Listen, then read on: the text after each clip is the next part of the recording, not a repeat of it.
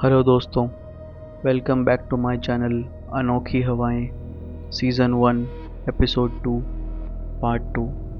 पिछले पार्ट में आपने देखा आरव कई सालों बाद अपने पुश्तैनी घर वापस लौटा था। लेकिन उस घर में कुछ ठीक नहीं था। रात के अंधेरे में ऊपर वाले बंद कमरे से उसकी मरी हुई दादी की आवाज़ आई और जब उसने खिड़की से बाहर देखा तो पीपल के पेड़ के नीचे कोई खड़ा था, सफ़ेद साड़ी में, जिसका चेहरा बिल्कुल उसकी दादी जैसा था, लेकिन उसकी आंखें पूरी तरीके से सफ़ेद थी। और अब हम आगे चलते हैं दूसरे पार्ट की तरफ। अगली सुबह आरव पूरी रात सो नहीं पाया। बार बार उसके कानों में वही आवाज़ गूंज रही थी, आरव दरवाज़ा मत खोलना, आरव दरवाज़ा मत खोलना।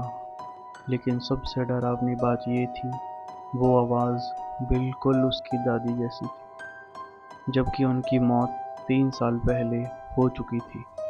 सुबह होते ही आरव गांव के कुछ लोगों के पास गया। उसने ऊपर वाले कमरे के बारे में पूछा, लेकिन उसका सवाल सुनते ही सबके चेहरे उतर गए। कोई उसकी आंखों में नहीं देख रहा था, जैसे वो किसी ऐसी चीज़ का नाम ले चुका हो जिसके बारे में गांव में बात करना भी मना हो। तभी वहां बैठा एक बूढ़ा आदमी धीरे धीरे बोला, उस कमरे की खिड़की पीपल के पेड़ की तरफ खुलती है और उस पेड़ पर कोई रहता है।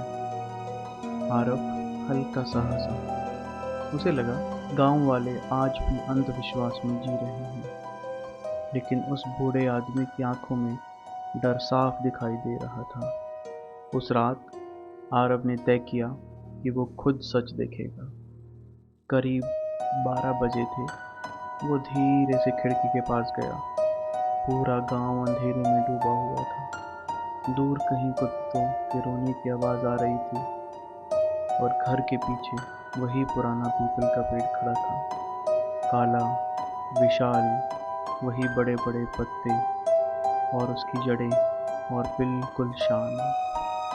आरव कुछ देर तक उसे देखता रहा। फिर अचानक उसे पेड़ के नीचे कुछ दिखाई दिया। कोई बैठा हुआ था, एक बूढ़ी औरत, सफ़ेद कपड़ों में। उसका शरीर अजीब तरीके से झुका हुआ था। वो मिट्टी में अपने हाथों से कुछ खोद रही थी, धीरे धीरे और बहुत धीरे।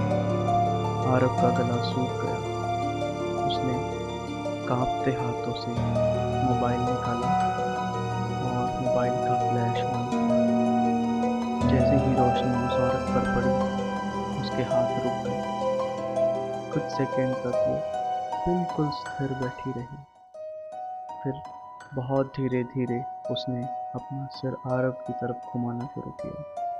आरव की सांसें रुक गई। उस औरत की आंखें पूरी तरीके से सफ़ेद थी, लेकिन सबसे डरावनी बात अभी भी बाकी थी। उसका चेहरा बिल्कुल उसकी दादी जैसा था।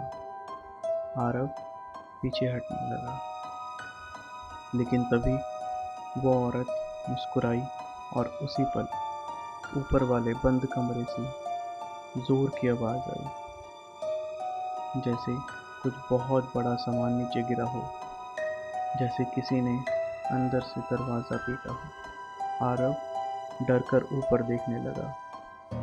फिर जब उसने दोबारा खिड़की से बाहर देखा, पीपल के नीचे कोई नहीं था। सिर्फ मिट्टी में बने हुए गीले पैरों के निशान थे, जो सीधे घर की तरफ आ रहे थे। आरव की सांसें तेज हो चुकी थी।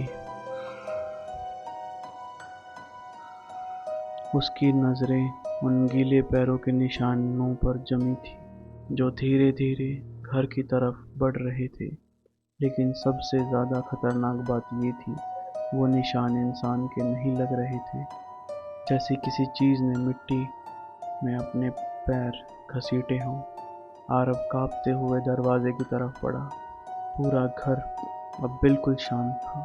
ना हवा की आवाज़, ना पत्तों की, सिर्फ उसके दिल की धड़कन बढ़ी हुई थी। तभी ऊपर वाले कमरे से फिर आवाज़ आई, जैसे कोई भारी फर्श पर घसीट रहा हो। और इस बार आवाज़ पहले से ज़्यादा करीब थी। आरव ने डरते डरते ऊपर देखा।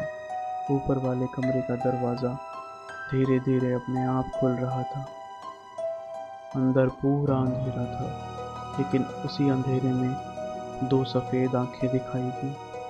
आरव जम गया और तभी उसकी दादी की आवाज़ फिर सुनाई दी, आरव, उसने मुझे देख लिया है बेटा।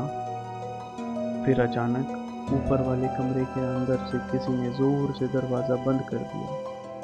पूरा घर हिल गया और उसी पल आरव के मोबाइल पर एक पुरानी फोटो अपने आप खुल गई।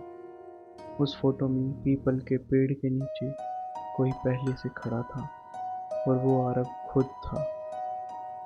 लेकिन उस फोटो में आरव आखिर आया कहाँ से और ऊपर वाले कमरे में कौन बंद था? इन्हीं सब सवालों का जवाब आपको मिलेगा इसी कहानी के अगले पार्ट में। बने रहिए हमारे साथ अनोखी हवाएं सीज़न 1 एपिसोड 2 पार्ट 3 में।